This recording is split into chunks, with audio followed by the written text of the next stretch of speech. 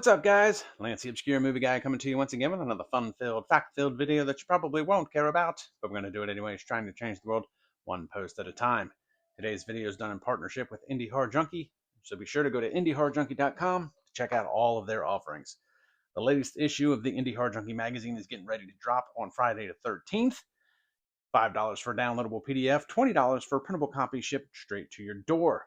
There's also the Indie Horror Junkie podcast, which airs every Wednesday night on YouTube, 8 o'clock Eastern Standard Time. New movies to go over, new people to talk to, new stories to tell. And then, of course, there's the Indie Horror Junkie Film Festival, which will be held March 19th to the 22nd this year in Orlando at Orlando's MegaCon. So be sure to get your tickets and go to MegaCon this year. Come hang out with us, Indie Horror Junkies, and all of the films that we are going to be showcasing. Not to mention that in this month's issue of the Indie Horror Junkie magazine, there is the full promo and spread of all of the Indie Horror Junkie selections as far as the film festival goes. So be sure to get your Indie Horror Junkie magazine today with the film festival program inside. Now, with that being said, let's dive into today's video from 2026, The Hunt.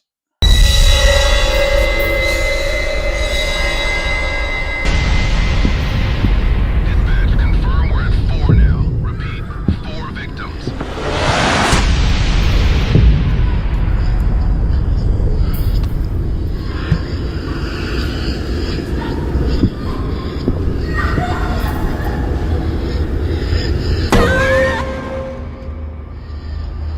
Hello?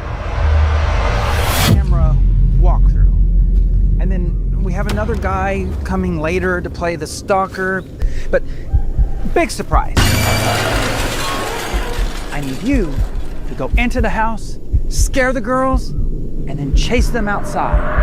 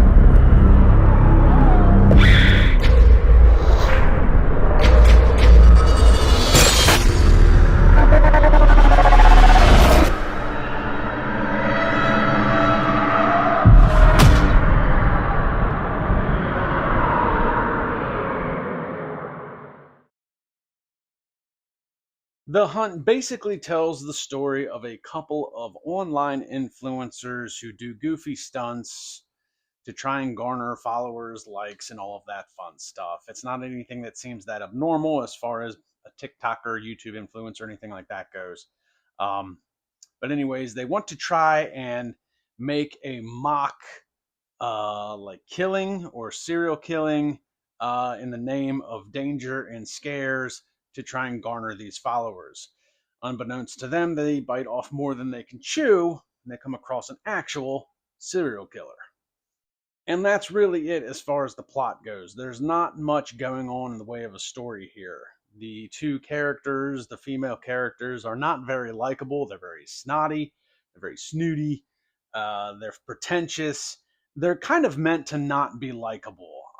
As with, I don't know a whole lot of real influencers, but it seems to be something, a bit of a stereotype in the movie world, that a lot of influencers are just more pretentious and think that they're a lot more important than they actually are in the world. And that's kind of what you're getting with these two characters. They are played very well by the actresses and very convincing. They're meant to not be likable.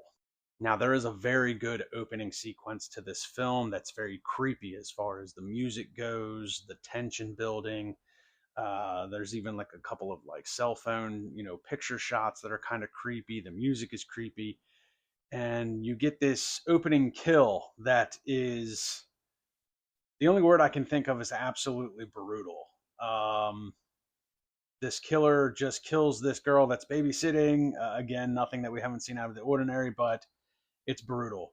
And you can just, the way they shot it, The audio is what really got me because you just she's bleeding to death, and you really like you're just hearing her choke on her own blood. So not only is she like bleeding to death, but she's aspirating at the same time, and it's just horrid. Now, that opening sequence doesn't really establish a whole lot except that there was a girl, and now she's dead, killed by some maniac. There's an opening credit sequence that follows this that was also very well done. There is a narration that kind of overlays the ambiance of the film. It's very Vincent Price in the way it was presented. Again, a very strong start to this film as far as the opening sequence goes, the opening credits. And again, we run down our traditional checklist of making a movie. The cinematography is very good, the picture quality is very good, the sound effects, again, we just talked about this girl choking on her blood. It sounds horrible. Very good. There's no audio issues, there's good editing, the practical special effects are top notch. So fundamentally, we have a very sound movie. Now, after the opening sequence and opening credits scene, we do get a bit of a lull in the film as we learn about our influencers, Sonny and Brooke, played by Amanda Nicole Thomas and Shannon Snedden. Both portrayed their characters very well. But again, there's a little bit of a lull as we get into the setup of what is essentially going to be the hunt, um, with these two girls, and they have I guess, their online, like their manager or something, cameraman, if you will, the guy that's basically setting up the shots, and even trying to hire like local, like a neighbor. They're at this Airbnb. He wants to hire the local neighbor to play the pretend serial killer during the filming in order to scare these girls. But again, unbeknownst to them, they get more than they bargained for when they come across an actual killer from the opening sequence of the film. Now, the killer in the film is played by Donnie Boaz, and it's just referred to as the monster. Now, he's not an actual monster in like a creature feature type sense. He is just the monster because he does terrible, monstrous things to his victims. Really, really cool character. Um, to try and break down the monster, if you will, one of the clever things that they did, that I really appreciated with this film, is that there are times when the killer is when he's not killing, he's just a regular guy out in the world. He clearly still has issues. Um, but I think one of the most clever things that they did with this film is that you never actually see the monster's face. The way they shot it, when he's killing, he's wearing a mask. As all good slasher flicks do, you have to have your killer wear a mask. When he's not doing his killing and he's being just a member of society, the way they shot was basically camera angles from behind. So you never actually get to see what this guy's face looks like. And I thought that was pretty cleverly done because when you do see his face killing, it's a mask, and then you never actually see the face. So there's not really any type of like connection as far as like a human connection with this killer. I thought that was kind of cool. And I guess that's why they kind of call him the monster, because he's very inhuman with his attitude and what he does to people. And again, the killings are absolutely just brutal, is the only word I can come up with. The sound effects that they use, the special effects that they used, very creative kills in some scenes. Just and I mean it in a good way. It's all very adventurous as far as what they were trying to pull off. Um, and man, it's just, if you're into slashers and not a lot of plot, this is a perfect movie for you because the emphasis is on the killings, the emphasis is on the monster itself. It's very Michael Myers, Jason Voorhees type stuff.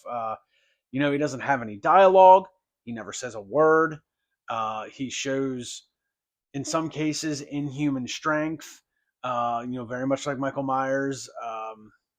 It's a very interesting character as far as a slasher film goes. And like I said, I guess they refer to him as the monster because, in all sense of the word, he is a monster. He's very inhuman with what he's doing to people. Now, as cool as the film is when it comes to the slasher aspect, it's not without its shortcomings. There is a few scenes that I felt like ran a little too long, especially when you get into the actual hunt scene, if you will. Um, and basically, the setup for that is that these two girls need to hitch a ride. They take him for an Uber, and he drives them to a warehouse. There's a very long car scene sequence where they find out, oh, this guy is not taking us where we need to go. He's about to do some bad things to us. He ends up beating the crap out of the one girl, and then the other girl is still in the car. And I know she's trying to use it as like a sense of like safety, but at the same time, it's like, get out of the car and run, girl. What are you doing? Um, so I mean that there was a couple scenes and sequences that probably ran maybe 1 or 2 minutes, just a little too long. They could have been shortened up a little bit, because once you've established so much of a scene, then it just kind of becomes redundant. Um, Another thing, as far as the killings go, like I said, a lot of them are very inventive. But there is, and I don't want to give too much away in the way of what he's doing, but there is one scene where he is doing something to the girl. She is in I guess like a locker, or like a safe, um, and he is like throwing it around like it's nothing. Which you know, we don't really know anything about the monster as far as like if he has any type of special abilities or powers or anything like that. He comes off as very human with his natural demeanor as far as like what he does most of the time, with his killings. He doesn't present any supernatural powers, but when he's throwing this safe around with the girl in it, you're kind of like, okay, it seems a bit excessive, if you will. Like he has superhuman strength, which, to be fair, does kind of correlate with some of the Michael Myers stuff. Michael Myers there was a few times where he definitely demonstrated some, superhuman strength, if you will. But again, it gets a little redundant and it gets a little B movie, if you will, a little cheesy, if you will. It's a bit extreme as far as what he's doing, as far as some of this safe tossing, if you will. And adding to that, that's part of the essentially the warehouse scene, the part of the hunt. It's a very much a cat and mouse game towards the end of the film, and again, it ran maybe a couple minutes too long, or longer than it really needed to, in that regard. So maybe I'm just nitpicking. I mean, there's not a whole lot to this movie as far as plot goes. There's enough plot there to make it a film. Um, but there's not any exploration into the monster itself. We don't really know what his name is, why he's got this mental instability, why he's going on this killing spree. Um, and maybe it's just like The Dark Knight. Maybe some people just want to watch the world burn, and that's what he's into. Regardless of that fact, though, I mean, I really found myself really enjoying this film. It's a very good slasher as far as I'm concerned. I mean, realistically, most horror films, especially slashers, uh, don't have a lot of plot to begin with. There's just enough there to get you to the next kill, is basically what most slashers are. Um, I really don't have any real harsh, cynical views on anything that this film did. I think what they did was pretty damn good. And like I said, the special effects are top notch. The cinematography is really well. Despite the cat and mouse scene taking a little longer than it should inside that warehouse, the cinematography for that actual scene was really well done. Some very cool lighting, some very cool shots. Um, and just like I said, the monster very cleverly written in the regard that you never get to see this guy's face whatsoever. When he's killing, he's got a mask on. When he's not killing, it's all shot in different ways that you'll see different parts of him, but you'll never see his actual face. And that just kind of gives you the disconnect. You're disconnected from any type of human emotion with this character, and he, in turn, is disconnected from humanity as it is. That's why he's the monster. The only other thing I would say as far as a negative thing goes, and it wasn't really even that big of a deal, but they did try to do like these time jumps, working the story backwards, almost kind of like a Tarantino esque type thing. I felt it was unnecessary. It didn't really add anything to the film.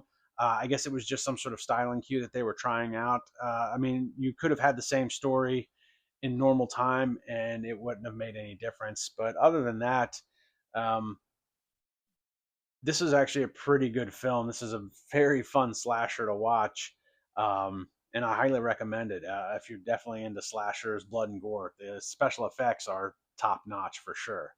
So The Hunt is currently available on some streaming platforms. Go look for it. It is kind of hard to find because there's a lot of movies called The Hunt, and there's a lot of movies with subtitles. I don't know if that's the correct term, but like that's also The Hunt. But The Hunt 2026, starring Donnie Boaz. That's Boaz. Look it up, check it out. Let me know what you guys think in the comments below. Check me out on Facebook and Instagram. I'll see everybody in the next video.